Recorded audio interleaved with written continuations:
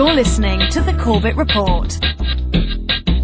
CorbettReport.com. Welcome, my friends. Welcome to another edition of the Corbett Report.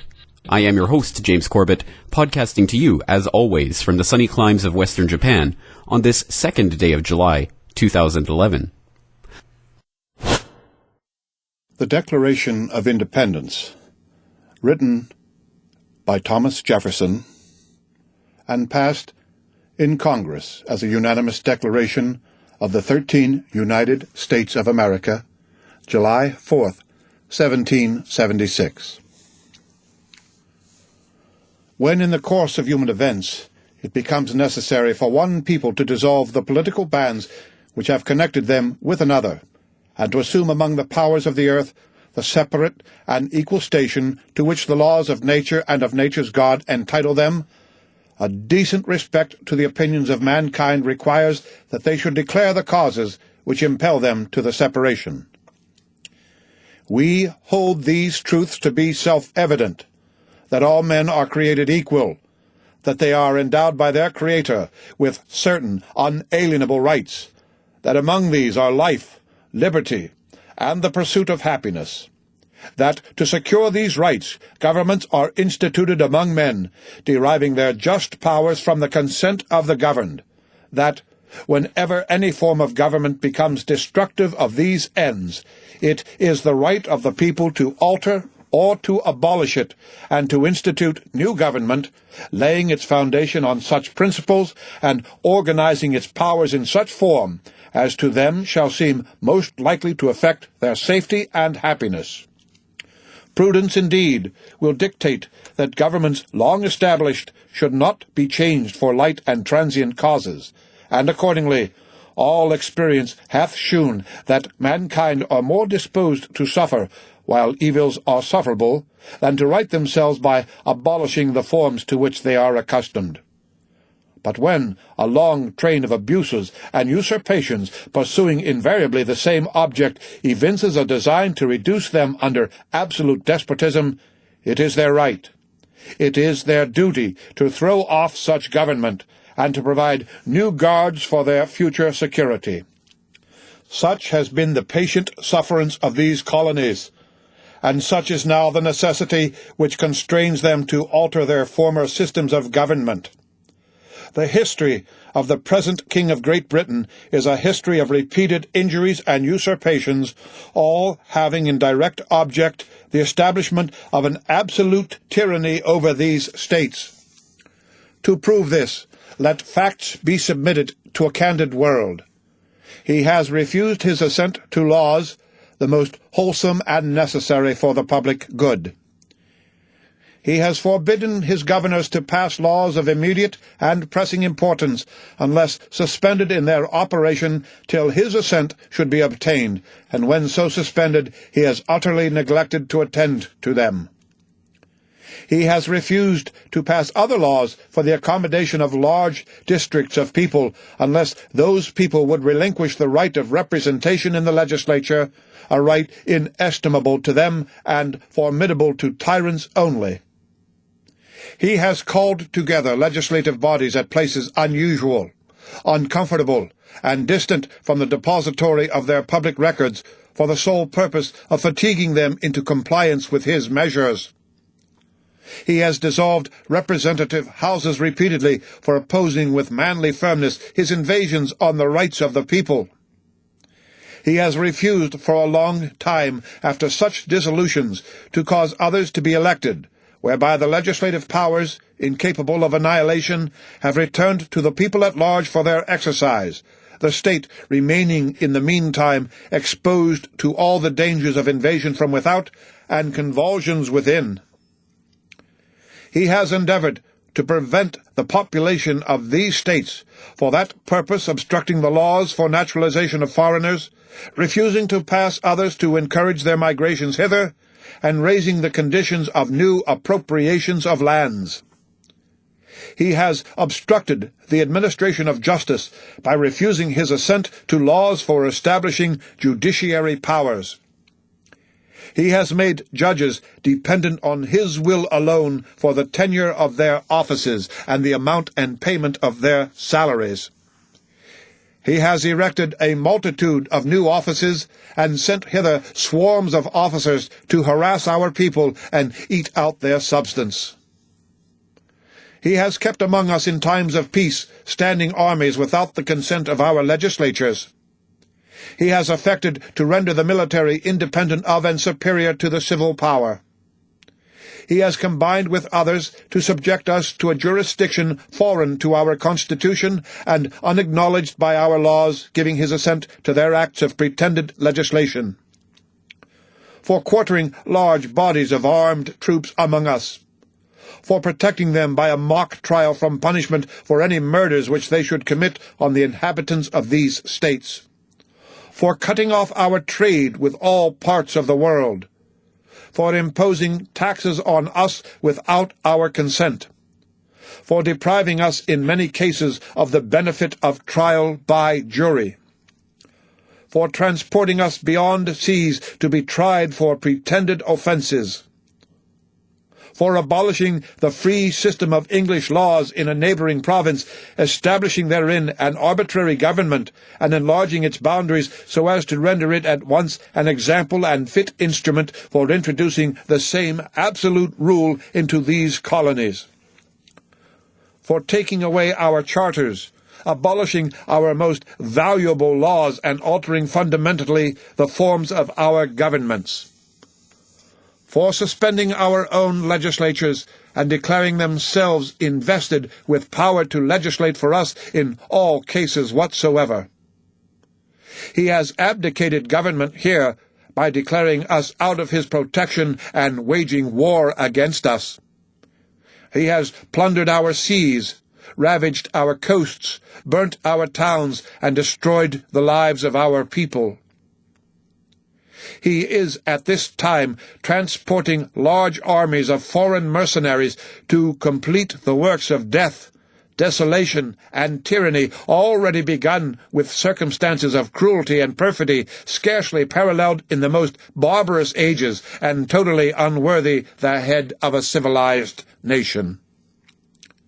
He has constrained our fellow citizens, taken captive on the high seas, to bear arms against their country, to become the executioners of their friends and brethren, or to fall themselves by their hands.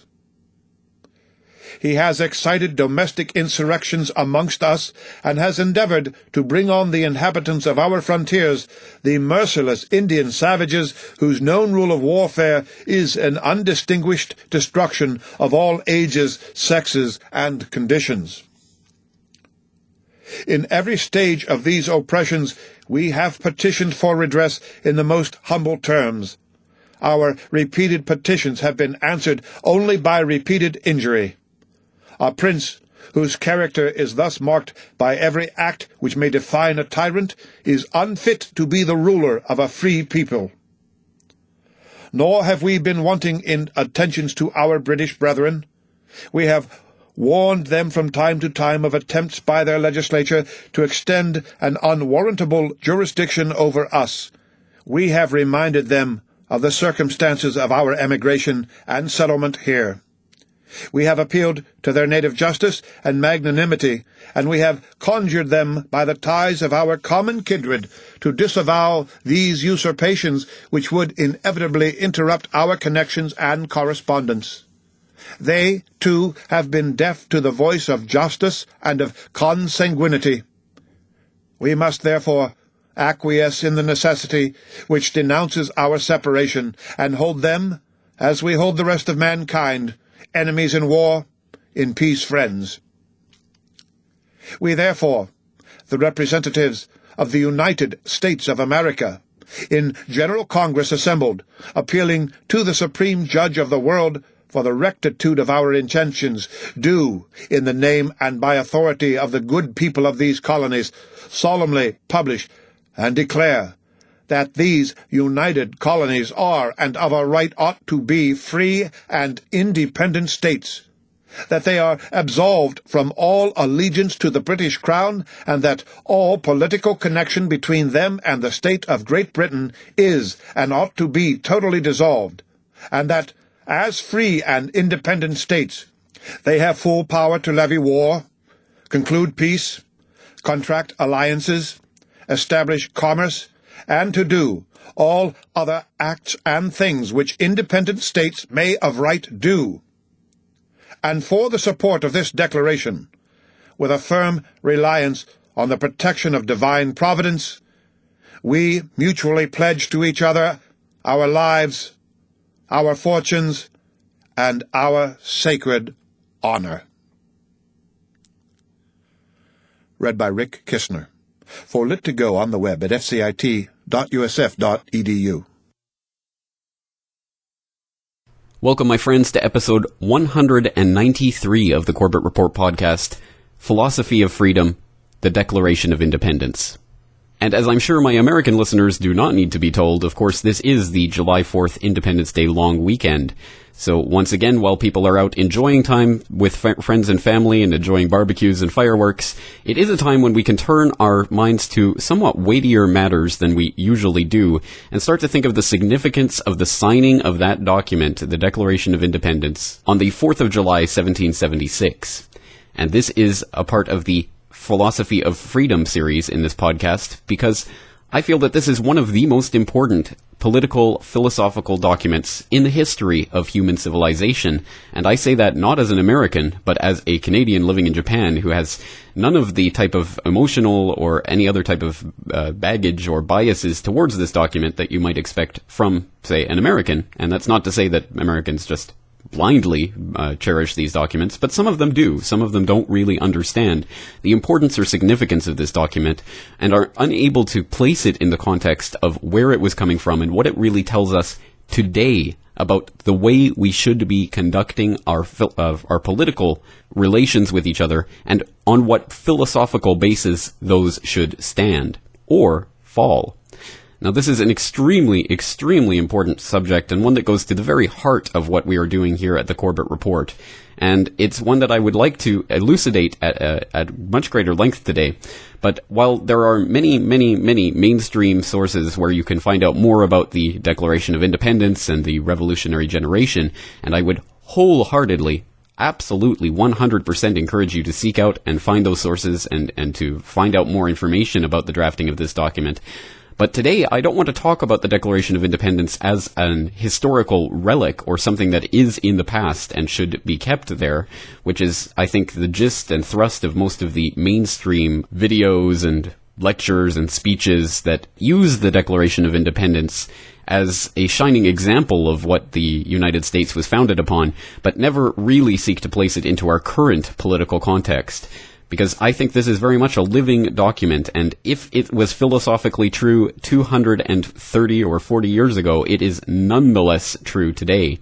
So I want to start exploring some of the timeless truths that are embedded in this document, and I think it's absolutely every bit as relevant to us here today as it was to the residents of the 13 American colonies back in 1776. So in order to start getting a grip on the Declaration and what it really represents to us here today in 2011, I'd like to turn to a lecture that was delivered by Michael Badnarik at the Constitutional Congress of 2009. I will let you explore more about the Constitutional Congress through their website, cc2009.us, but just what is the Constitutional, or what was the Constitutional Congress of 2009? Well, reading from the bottom of the About section on cc2009.us, quote, "The constitutional crisis is upon us. By now it should be clear what fate awaits us should we fail to rise in numbers and spirit and begin to peacefully resist. Wanted or not, it is our duty in this day to act in defense of the divine gift of liberty. This is the sole purpose of Continental Congress 2009. It's not a public protest. It's not a freedom rally. It's not a constitutional convention. It is, however, the only solution being proposed to remove the cancer of despotism that plagues our republic. The historic CC 2009 event will gather representatives of the people to document the violations of our law, debate the options the people possess to peacefully resist the tyrants, and emerge with a plan for the people to restore constitutional order and the light of liberty." End quote. Well, so that is the main gist and summary of what the Continental Congress was aiming towards in 2009, and you can go and further explore that website if you're interested. But today we're going to listen to a lecture that was delivered by constitutional scholar, researcher, and former presidential candidate Michael Badnarik, who, as the listeners to the Corbett Report interview feed might know, was recently interviewed by myself just a few days ago on this topic. Unfortunately, we were very, very much pressed for time during that interview, so we were not really able to get into the substance, the meat and potatoes of what I wanted to discuss. So instead of playing a clip from that interview, which of course you can go and listen to from the Corbett Report website, but instead of that, let's listen to this speech that he delivered, or at least a section of that speech at the Continental Congress, where he talked about the Declaration of Independence and its real significance. We hold these truths to be self-evident, that all men are created equal. These are probably the most famous words. If they're not, they're certainly in the top 10. As we look around, it is clear that all men are not treated equally. And unfortunately, that's because of an error in understanding in that sentence. Self-evident. Today, we would probably call that obvious. Unfortunately, there is nothing obvious. 2 plus 2 is equal to 4. That is obvious to us. But if you hold out a handful of pennies to a child, the child has to count. 2 plus 2 is not obvious to the child. You and I would never put our hand on a stove as we walk through the kitchen because we know there's a possibility the stove would be hot. But to a child trying to find out what mother is cooking, hot is not obvious. Hot is not obvious until you have experienced your first blisters. So, as sad as it is, liberty should be self-evident. Liberty is obvious to us, but we make a mistake if we assume that the liberty and the principles therein are obvious to all of our fellow Americans. That they are endowed by their Creator with certain unalienable rights.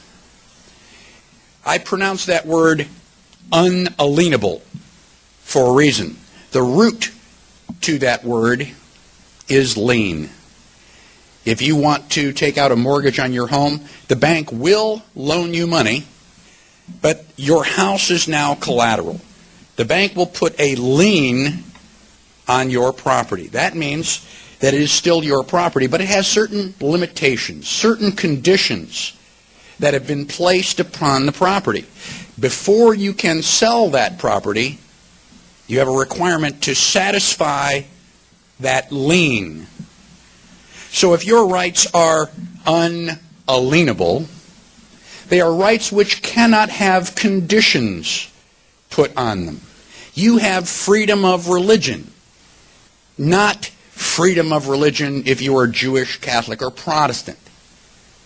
You have a right to keep and bear arms to protect your life and the lives of your family, not you have a right to keep and bear arms as long as it's not an assault rifle or a Saturday night special or doesn't use cop killer bullets. Your rights are unalienable. They are individual rights. They are not constitutional rights. The Constitution nor the Bill of Rights grant you nothing.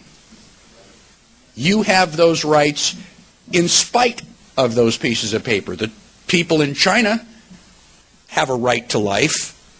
They don't have a constitution, they don't have a Bill of Rights, and they don't have a government that respects those rights. We do have a constitution, we do have a Bill of Rights, but we do not have a government that respects those rights. But when a long train of abuses and usurpations, pursuing invariably the same object, evinces a design to reduce them under absolute despotism,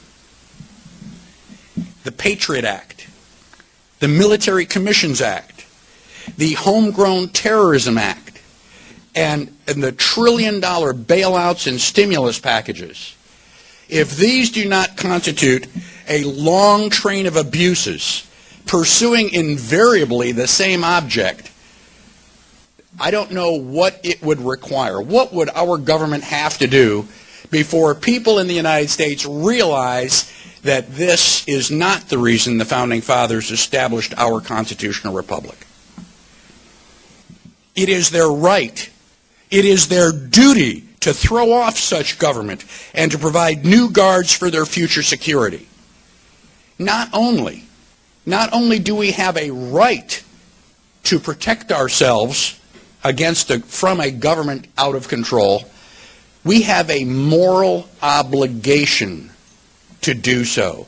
We, the people, ordain and establish the Constitution. We, the people, created Congress. They work for us, not the other way around. They are out of control because our parents and grandparents and previous generations have allowed the government to get out of control. Fortunately, we are here.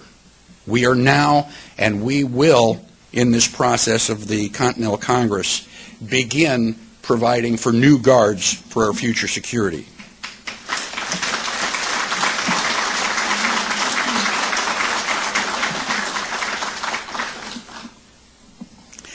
In every stage of these oppressions, we have petitioned for redress in the most humble terms. Our repeated petitions have been answered only by repeated injury. We stand here in the same political position that our Founding Fathers did before they wrote and signed the Declaration of Independence. They were not happy about taxation without representation. They were not happy with many of the laws that were being passed in the colonies. And all of those things had them irritated. But the one thing that kind of topped the whole list is the fact that the king refused to listen to their petitions. There was no negotiation. There was no give and take. There was no communication between the colonies and the crown. Bob Schultz established We the People Foundation nearly 20 years ago, and we have gone through a long process of documenting these requests, asking the government to show us the law. And they have not dignified our existence with a response. We stand here ready to demand a response. They work for us.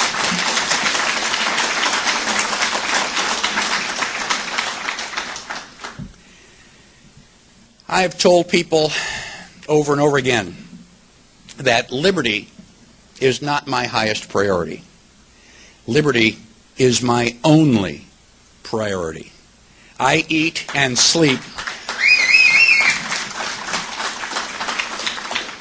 I eat and sleep every day only so that I can wake up and work harder to restore the liberty that our Founding Fathers established, to restore the United States that I grew up learning about as a young boy, as a Boy Scout, carrying the flag in every parade I had the opportunity to do so. That is the United States that I am trying to reestablish. And I ask people frequently, if you had the opportunity, would you sign the Declaration again today if you were given that opportunity? And their first reaction is, oh, certainly. I point out to them that the 56 men who did sign the Declaration of Independence were all technically signing their own death warrant. They all knew that the king would consider this treason. And I asked them, would you sign the Declaration of Independence knowing that not having a driver's license you'd be pulled over by the local police, that not filling out your 1040 form the IRS would take you into federal court, that by not having the required federal identification that Homeland Security might be looking for you? Would you sign the Declaration of Independence then? I will let you go and listen to the rest of that speech if you so desire by following the link from thecorbettreport.com to the video from which that audio came. It's CC09 Badnarik presentation on YouTube, and you can go and listen to the rest of that speech. But I want to pick up from that very interesting question. Would you sign the Declaration of Independence today, even knowing that it was, in all intents and purposes, signing your own death warrant? Are we made of the same metal and constitution as the founding fathers, who were willing to put their lives and their sacred honor on the line in order to stand up for what they truly believed to be self-evident, that all men are created equal? Well, again, it's very difficult to understand and to really conceptualize just how radical a philosophy that was in the time and context in which it was written, or how much it really was a death sentence for those who were signing should they fail in their enterprise of creating a new country. And for whatever faults any of the individual founding fathers may have had, or certainly did have in many instances, and for all the faults that the American country has and the government has devolved into as it is today, it is still nonetheless a remarkable document that will forever, for all time, enshrine the idea of human liberty. And that idea may be marred by the individuals who are implementing it and the fact that systems become corrupted over time. But nonetheless, the idea of human liberty is bulletproof. It will stand up over the test of time, and it is still continuing to develop today. And we are the ones who have to pick up and carry that torch as far as we can, so that the next generation, again, has a chance to bring about the ideals of liberty. This is not a vague philosophical construct. This is not something that is just a airy-fairy academic conversation. This is something that is very real and something that really does affect ourselves and future generations and, ultimately, the future of humanity. So in order to start exploring the real significance of the Declaration of Independence for us here today, let's start by finding out what really is the basis of the Declaration of Independence. What was it really about? And for that, let's turn to an extremely surprising source, Colin Powell, talking on the History Channel. If you review our Declaration of Independence, it has those beautiful words about all men are created equal and governments are formed among men to represent the people. It was a good statement of what we were all about. And that's the only thing people remember about the Declaration of Independence, that it was about all men are created equal. But it's really roughly a 28-count indictment against King George. And therefore, because of the way in which the British Crown treated us, we now declare that we are a free country. And we want to let you know why. Now, we're going to have a war. We're going to have a war. Well, Colin, actually, for once, maybe I agree with you. Ultimately, the Declaration of Independence, for all of its incredibly beautiful language and for its exquisite construction and elaboration of the idea that all men are created equal and what that really means and its philosophical significance on those issues, for all of that, really, what it was essentially doing was declaring war against King George and his invading, marauding forces and the mercenaries who were set up against the American colonists, and doing so in a way as to justify the need for that war. That's fundamentally what the Declaration was about, and what it was attempting to do was to detail that long list of usurpations that King George had beset upon the colonies. And that is really the significance of the document and how it can still speak to us here today. So let's get a little bit deeper into that, not by using Colin Powell as our source, but turning to more respectable sources. And we're going to actually listen to a little bit from Webster Tarpley's 9/11 Synthetic Terror Made in USA. Very interesting read, lots of information. It is now several years out of date, I suppose. It's not full of the most up-to-date 9/11 information, but it's still nonetheless a very interesting and informative read. And as much as I disagree with Tarpley about many things, as you may have heard in our quote-unquote interview recently, which was really just a Webster Tarpley monologue, but as much as I disagree with him on a lot of his ideas for political solutions, there are certainly things in which I totally agree with him, and one of them comes from this book, and it's from chapter 12, called Conspiracy Theory, The Great American Tradition. So I'll read an extended passage from that. Quote, "The Declaration of Independence, Conspiracy Theory. The U.S. Declaration of Independence, signed in Congress in Philadelphia on July 4th, 1776, is one of the most celebrated conspiracy theories of all time. Here we read towards the beginning a description of the present situation of the states, which notes that when a long train of abuses and usurpations, pursuing invariably the same object, evinces a design to reduce them under absolute despotism, it is their right, it is their duty to throw off such government, and to provide new guards for their future security. This is followed by a long catalogue of misdeeds and abuses committed by the British monarch, introduced by the refrain, "He has." At the end of the catalogue, there is a summary paragraph which makes clear that what has been presented should not be thought of as a laundry list of complaints about disparate events, but rather as the implacable and systematic operations of a concerted plot, of a conspiracy. In the words of Thomas Jefferson, as edited by Benjamin Franklin and others, "The history of the present King of Great Britain is a history of repeated injuries and usurpations, all having, in direct object, the establishment of an absolute tyranny over these states. The ministers changed, the policies shifted, but the controlling goal of tyranny remained. It is a conspiracy theory of the type which would make many a modern academic or neocon talk show host squirm. It is also one of the greatest political documents of world history. Were Jefferson and Franklin paranoids, mere conspiracy buffs? It is perfectly correct to say that the United States as a country was founded on conspiracy theory, one which served as a powerful unifying ideology for the entire revolutionary generation. The approach of their analysis, it should be noted, was empirical as well as analytical.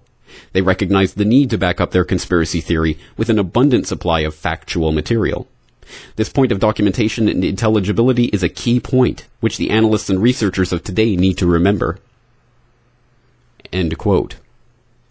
Well, once again, you can go and read more about the other aspects of the conspiracy theory, which is such a fundamental part of American politics and has been for centuries, but which in our modern era has been turned into a pejorative term to try to dismiss anyone who dares to raise questions about the official government story of certain events.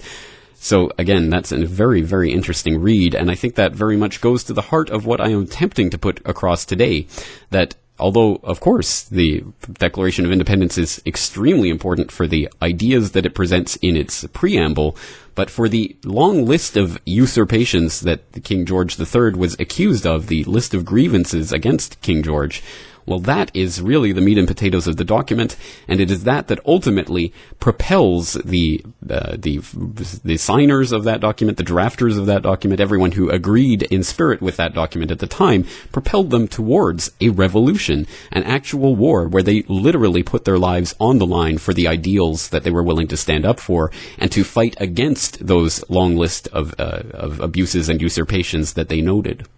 So we come back to the question, in our current day and age, as much as it may be a death sentence, or at the very least a social death sentence, to put our name to such a type of document that would seek to affirm our own unalienable human rights against the usurpations of those in the positions of power who are more and more trying to infringe those rights, well, the question is, would you sign this document today? And that is not a rhetorical question, nor is it one that I would want you to answer without hearing the modern-day equivalent of the list of grievances, similar to the one that Jefferson provided for his readers. So can we construct a modern-day list of abuses and usurpations that are being used to establish an absolute tyranny over the people of the world? Is Wednesday, and that means tax protesters. An anti-tax demonstration is scheduled for downtown's Keener Plaza April 15th. But charges are flying that one of the organizing groups is an extremist anti-government group. New on the Edge, Charles Jaco says the group denies it. Charles. Well, Sandy, the group is the Constitution Party, and they've run candidates for, among other offices, Mayor of St. Louis, congressional seats, and several statewide Missouri offices. But the Anti-Defamation League, the Southern Poverty Law Center, and at one point, the Missouri Highway Patrol all labeled the Constitution Party an anti-government extremist organization. That upset members not only of the party, but at least one high-profile Missouri politician as well. Well, still at home, and censored government documents outlining controversial plans to spy on unsuspecting internet users have been revealed. top-level government officials have been in talks with the internet industry over a proposal to log and store the web activities of every Australian, even if you're not suspected of committing a crime. Then the data will be made available to law enforcement agencies around the country. Now, the government had intended to keep this plan under wraps. However, the largely censored documents were obtained under the Freedom of Information laws, with 90% of the detail crossed out with a thick black marker. So what exactly are they hiding? Now, control orders are the orphans of our legal system's attempts to crack down on terrorism. They were introduced as a temporary measure in 2005 to deal with people the authorities believe could not be charged, tried or convicted of any offence. No one much likes them, but some see no alternative. Now the issue risks splitting the coalition government, with an internal review thought likely to recommend they should stay, in line with the views of the Home Secretary and the head of MI5. But that will not please the Liberal Democrats and some Conservative MPs. On whose authority are you able to illegally search my bag? On whose authority? We've explained already, sir. No, you haven't explained. You haven't explained at all. How is this end of discussion with a legal search? Unless I'm detained or arrested, you cannot search my bag in a public park. End of story. Like, end of story. It's an illegal search. Can somebody please define that this is a legal search without being detained or arrested? I'm trying to enter public property. We've explained. We check your bag. There's nothing in it that can cause anyone any harm. You're free to enjoy yourself in the park. You don't open your bag, you don't get in. Well, I'm not letting you illegally search me. Then you're not coming in. Why? On whose authority? On whose authority? We're living through exceptionally difficult times. The financial crisis and its dramatic impact on employment and budgets, the climate crisis which threatens our very survival, a period of anxiety, uncertainty and lack of confidence. Yet these problems can be overcome by a joint effort in and between our countries. 2009 is also the first year of global governance, with the establishment of the G20 in the middle of the financial crisis. The climate conference in Copenhagen is another step towards the global management of our planet. We are moving towards a globally informed community that's got to live with itself. And we have always espoused democracy. I can tell you that the two moves the Greens have made for a global democratic support for moves in the United Nations have been voted down by all other parties, both in 2002 and earlier this year. This is conceptual, but I'm talking here about vision. Why should Australia not be the centre of what is inevitably going to be a global parliamentary governance down the line, if we human beings are going to live with each other on this marvellous planet of ours as we go on to the joyride of the future? Of course we're going to have to make consensus decisions. And representative democracy, as Winston Churchill noted, is full of flaws, but it's the best we have. And if we're going to, the point I was making, if we can invade Iraq and perhaps Afghanistan in the name of democracy, surely we can peacefully get behind moves to have a global governance. Congressman Paul, thank you for joining us. First of all, you think the president does not have the right to engage the U.S. in the NATO-led effort in Libya without Congress's approval. Today, in his press conference, the president made clear that he believes the law does allow him to make this commitment on his own. Listen to this for a moment, if you would. I'm not a Supreme Court justice, so I'm not going to put my constitutional law professor hat on here. Do I think that our actions in any way violate the War Powers Resolution? The answer is no. So I don't even have to get to the constitutional question. Simply, sir, what's your reaction? That's a horrible statement. No, he should get to the Constitution. He doesn't have to be a constitutional lawyer. you take an oath of office to obey the Constitution. If we don't know what it says, how can we take the oath? The Constitution is very clear. You don't go to war without a declaration. I agree there's some confusion with the War Powers Resolution because technically it legalized war rather than prevented war. So I don't particularly like that bill, but even if it's a law of the land, even that he has violated because he can't go to war by talking to the United Nations and NATO and refusing to talk to the Congress. I think this is so sad, and the kind of thing that I have been fighting with both parties for decades now. I think it's taken one step worse because he's been a little bit more aggressive in declaring that he is the unitary president, that he can do what he wants. He doesn't have to tell the Congress. So I find it rather sad that he has taken that position. President Obama today proposed something new, something called prolonged detention. Doesn't sound that bad, right? Prolonged detention. Did you ever see the movie Minority Report? It was based on a Philip K. Dick short story. Came out in 2002. It starred Tom Cruise, remember? He played a police officer in something called the Department of Pre-Crime. Pre-crime is where people are arrested and incarcerated to prevent crimes that they have not yet committed.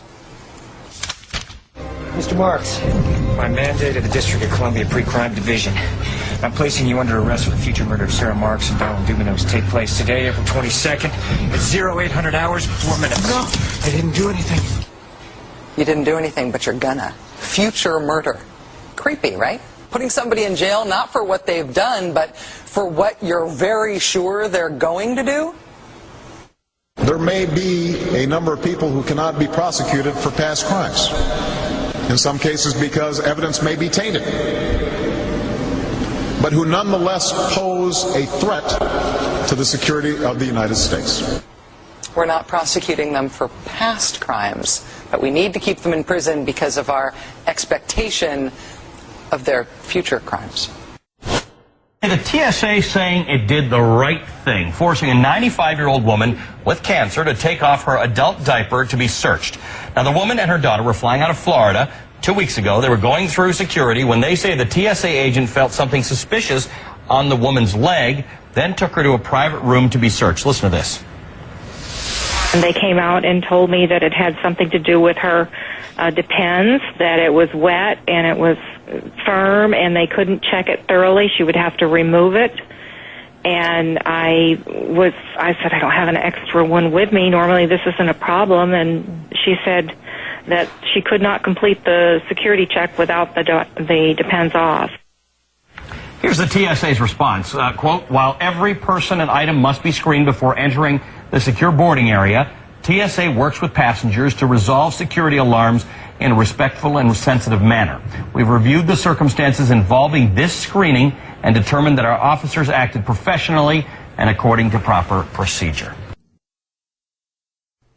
Well, that is of necessity a short and woefully incomplete listing of some of the abuses and usurpations that the people of the world have been put under by those who would seek to deprive us of our unalienable human rights.